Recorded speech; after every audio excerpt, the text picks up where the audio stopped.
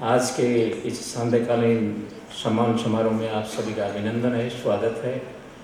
आप सब को शुभकामनाएं प्रेषित करता हूँ, क्योंकि कार्यक्रम मुख्य रूप से सम्मान समारोह का है, इसलिए बीच में कोई लंबी ज़्यादा कड़ी नहीं बनना चाहता मैं, लेकिन मैं इतनी सी बात कहूँगा कि आज हमारे मुख्य अतिथि श्रीमान नीरज जी डांगी साहब, राज्यसभा सांसद, आज से हमारा परिचय नहीं, आपके पिताजी जब उसमें मंत्री हुआ करते थे, जब मैं इनके घर जाया करता था, तब उनसे भी हम बहुत सारी शिक्षाएं ग्रहण करते थे। आज जैसे अभी आपने माल्या साहब ने इनका बड़प्पन की एक कहानी कही, उस टाइम इनके पिताजी, हम तो स्टूडेंट थे, छोटे थे, बिल्कुल छोटे थे, लेकिन जाते तो हमारी बात पूरी मानते थे वो, और बच्चों के लिए सदैव तत्पर रहते थे। और आप भी आज जनता के लिए तत्पर हैं। आपका अभिनंदन, आपका स्वागत है। आज के समारोह के अध्यक्षता कर रहे श्रीमान सेठी साहब, कई बार हमने शासन के कार्यों में या किन्हीं समारोह में साथ शिरकत की है। मैं आपका भी अभिनंदन करता हूँ, स्वागत करता हूँ। श्रीमान महेंद्र सिंह जी साहब, श्रीमान जाटावत साहब और सभी गणमान्य हमारे विशिष्ट अतिथिगण, मैं आप सभी का स्वागत करता हूँ, अभिनंदन करता हूँ और सभी अवॉर्डीज़ को अपनी ओर से शुभकामनाएं प्रेषित करता हूँ। बात इतनी सी है कि चयन करना बड़ा मुश्किल होता है, बहुत सारे की एंट्री जाती है, या जिस तरह से अपन एक आंसर बुक की जांच करते हैं, उस तरह से इनके सारी एक ब्रीफ बना करके और सारे आकलन किया जाता है। तो इस कार्य को मेरे को इन्होंने सुपुर्द किया, मैं इनका बहुत बहुत धन्यवाद अर्पित करता हूँ कि इन्होंने मुझे इस योग्य समझा कि मैं ये कार्य का संपादन करूँ। जितने भी अवॉर्डीज ने अप्लाई किया, सबका अपना अपना क्षेत्र है, अलग अलग। हर व्यक्ति अपनी एक अनोखापन लिए हुए होता है। कहते हैं ना, फिंगरप्रिंट्स किसी के नहीं मिलते, इस तरह से किसी व्यक्ति का आभा मंडल भी एक दूसरे से नहीं मिलता। तो उसका चयन करना बड़ा मुश्किल होता है कि किसका चयन करें, किसका नहीं करें।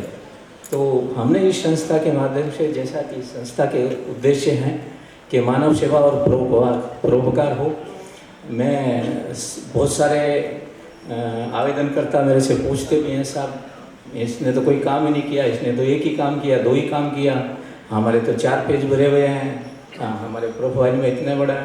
तो मेरा इस संबंध में मैं निवेदन करूंगा कि मैं इन प्रोफाइल को 2 भागों में विभक्त कर किया।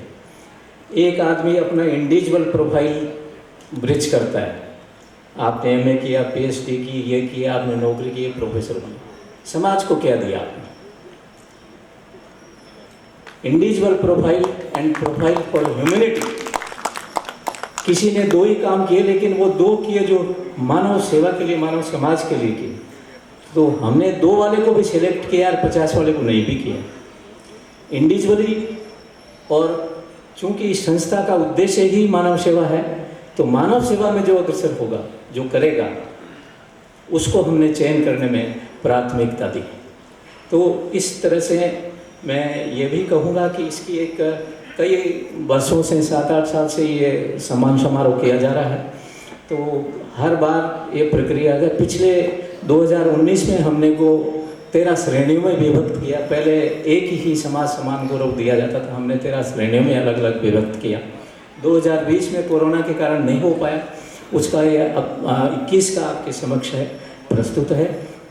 मैं ये बताना चाह रहा था कि जो व्यक्ति समाज के लिए और मानव सेवा के लिए या मानव कल्याण के लिए कार्य करता है, वही व्यक्तिगत आप बहुत सारी ट्रॉफी ले आते हैं, बहुत सारे शील्ड ले आते हैं, सारी बातें हैं, लेकिन जब व्यक्ति एक सामाजिक सरोकारों की श्रृंखला में उतरता है और वो व्यक्ति काम करता है, उससे समाज को क्या देन हुई, समाज के अंदर कितनी जागरूकता आई, कितनी सहायता हुई, क्या हुआ।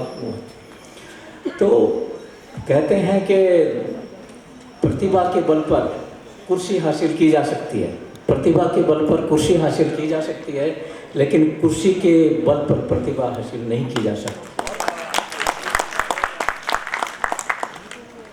तो ये जो अवार्ड फंक्शन रखा गया है, इसी को ध्यान में रखते हुए कि प्रतिभाएं कितनी निखर के हमारे सामने आई है, उनका हम सम्मान करने जा रहे हैं।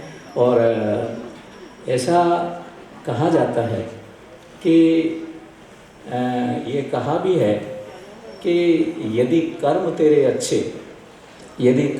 अच्छे तो किस्मत तेरी दासी, यदि नीयत तेरी साफ तो घर में मथुरा काशी।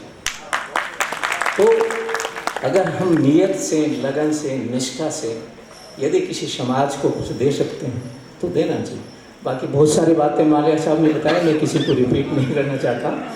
तो इसके साथ ही मैं एक बात ये भी कहूँगा कि भविष्य में भी ये संस्था अपने कार्य योजना के अंदर रखती है कि साल में एक बार सम्मान समारोह किया जाएगा। और ये भी है कि ये संस्था किसी व्यक्ति को एक बार सम्मानित करने के बाद में दूसरी बार उसको नहीं करती है। तो अपने मिलने वाले और हैं सारे, जिनको अगर बताएं तो इनकी फॉर्मेलिटीज़ पूरी करें। और होता यह है कि आदमी जब बैठ के कुछ मंथन करता है, सोचता है, दिमाग में सकारात्मक सोच लाता है, सकारात्मक सोच के बिना ये कार्य नहीं हो सकता। मैं एक पारदर्शिता और सकारात्मक सोच के बारे में एक छोटी सी 5 लाइन की कहानी आपसे निवेदन करूँगा कि एक सेठ जी, बहुत धनी सेठ थे, वो एक गांव के अंदर गए, उसके 2 बच्चे थे। तो दोनों को 2 दिन बाद में जब अपने घर वापस आए थे, दोनों को एक एक को बुला करके पूछा, बड़े वाले को पूछा, भाई तूने क्या देखा, क्या महसूस किया? तो उसने कहा, पापा वो बहुत गरीब लोग हैं, उनके पास कुछ नहीं है, न स्विमिंग पूल है, न पंखा है, न एसी है, वो है। दूसरे बच्चे को वो अलग से ले जाके पूछा, क्या कि साहब पापा वो बड़े कितने धनी है, बड़े बड़े तालाब हैं, बड़े बड़े पेड़ पौधे हैं, कितनी जलवायु अच्छी है और कितना आनंद आता है बाहर बैठ के खाना खाने में। तो ये सोच का फर्क है, सकारात्मक और नकारात्मक। सकारात्मक सोच के आगे साथ आगे कोई बढ़ेगा तो वो निश्चित रूप से एक उन्नति के शिखर पर पहुंचेगा। और सकारात्मक सोच भी होनी चाहिए निस्वार्थ, और समाज के लिए होनी चाहिए। मैं उसके साथ मैं ये कहता हूँ कि सारा भारतीय सांस्कृतिक जीवन और जीवन दर्शन अगर अपन देखेंगे तो इस मानव सेवा के अंदर आपको सारा कुछ मिलेगा। मैं बात लंबी नहीं करूँगा क्योंकि ये अवार्ड